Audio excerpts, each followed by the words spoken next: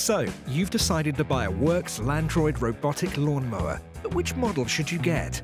The Landroid range comes in 6 sizes, one of which will be appropriate for you depending on the size of your garden. You can measure the size of your lawn by pacing out the width and length.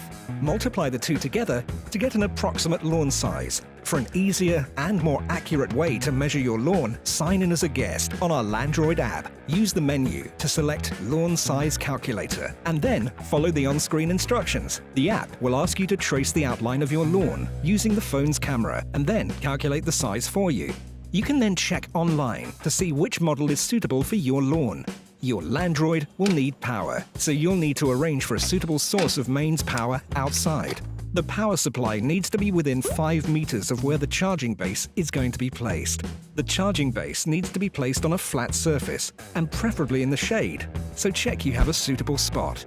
All Landroid robotic lawnmower models come with the following items in the box as standard.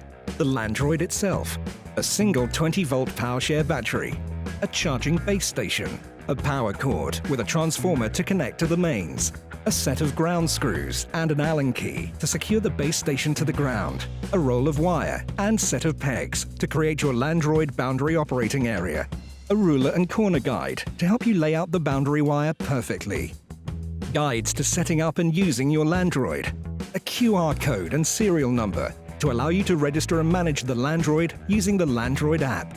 That's all you need to know before you order your Worx Landroid lawnmower. Join us in part 2 as we break down the easy installation process.